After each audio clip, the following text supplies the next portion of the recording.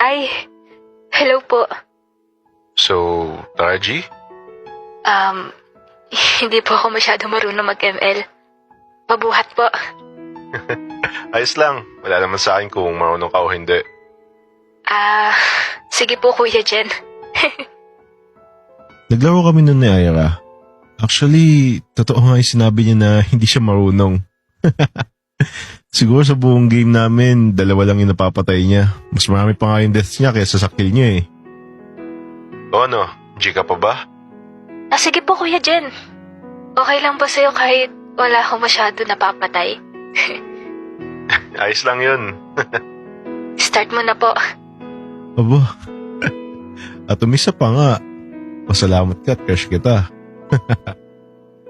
Habang naglalaro kami nun, syempre para hindi naman siya maboard, kinakausap ko pa rin naman siya. Kamusta ka naman?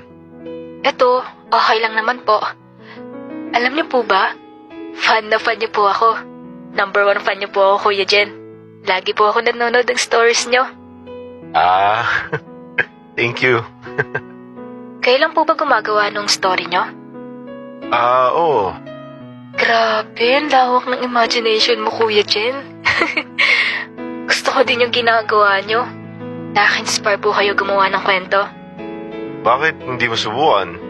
Tingin ko naman, kaya mo. Pag po may time gagawa po ako. Busy lang po kasi ako sa school eh. Dami po kasi pinapagawa eh. Lucio, kala mo talaga siya yung gumagawa eh, no? Ako nga halos gumagawa ng homework naming 2. Ibay talaga nitong babaeng to eh, no? Ay, Kuya Jen, magla-live ka ba bukas? Oo. Bakit? Wala lang po. Mga anong oras po? Pag uwi ko galing school, mga around 6 p.m. May pasok ka din pala. Same pala tayo. Anong grade mo ba? Grade 12 po. Same lang pala. Maya-maya habang naglalaro kami, tinatrash talk siya nung kakampi namin. Oy, Jendesu, kaduwong mo ba yung Angela user? Bobo naman maglaro. Oh, ba't ka nandyan sa lane na yan? Ginagawa mo dyan? Mag-quit ka na nga lang. Bobo ka maglaro eh. Mag-Roblox ka na lang kung ako sa'yo. Napansin ko na bigla siyang tumahimik. Ko ba naman trash talk ay bigla ng kakampi? Hoy, kuda ka ng kuda, tignan mo naman KDA mo. Bawag na bawag ka na, madaldal ka pa. Malakas ka nga, bobo naman kaduwo mo. Wala ka din silbi. Ikaw nga, bobo ka na, wala ka pang kaduo. After ko sabihin yun dun sa trash talker, pinamit ko na kay Anix yung user nun. Para wala nang bawi. Daldal eh, no? Kala mo naman talaga may ambag sa laro. Last game ko na po, Kuya Jen. Bakit naman? Magsasaing pa ako eh. Sure ako nahiya to. Pero alam ko din na onting kinilig to. Sige, nice G. Nice G, Kuya Jen. Sa susunod po ulit laro tayo. Papalakas po muna ako. Sige. Thank you po, kinalaro niyo po ako. Di ko po ito makakalimutan. Lo, di naman siya ganyan pag ako yung kausap niya. I mean, pag yung Genesis na yung kausap niya. Pag si Gendes yung kausap niya, kala mo kinikilit eh.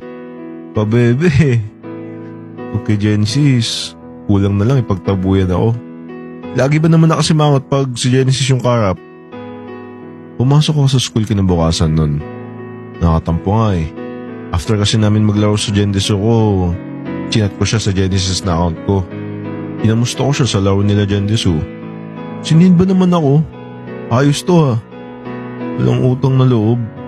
Ako yung dahilan kung bakit niya nakalaro si Gendeso tapos deadmine lang ako. Ibay na mukha eh, no? Ako nga din pala yun. Uy, bakit sinin mo lang ako kahapon? Ha? Sinin ba kita? Hindi naman ah. Kahit i-check mo pa. Di ko lang napansin kasi nagsasaing ako. Sus, Ison. Baliw. Totoo naman kasi. Musta pala laro nyo kagabi? Matik, nagpabuhat ka na naman. Di ah. Galing ko nga mag-Angela eh. Sus, Huwag ako, Ira. Alam ko na galawan mo. Di ka makapatay ng 5 eh. Hoy, kapal mo. Porket mas mataas lang rank mo sa akin. Di kasi ako naglalaro masyado ng ML. Bakit? Ano pa ba nilalaro mo? COD. Sus, baka buhati na naman kita. Na naman? I mean, baka buhatin lang kita dun. Oo na lang. Baka lalabas ka pa lang sa base nyo. Patay ka na. Wow, nagsalita yung hindi makapatay sa ML. Ha? Wala, sabi ko nandyan na si ma'am. Dumating na yung teacher namin kaya bumalik na kami sa upuan namin. Tapos na yung klase namin at mamayang pag-uwi ko, magla-live ako. Kasi yun yung sinabi ko sa kanya kahapon.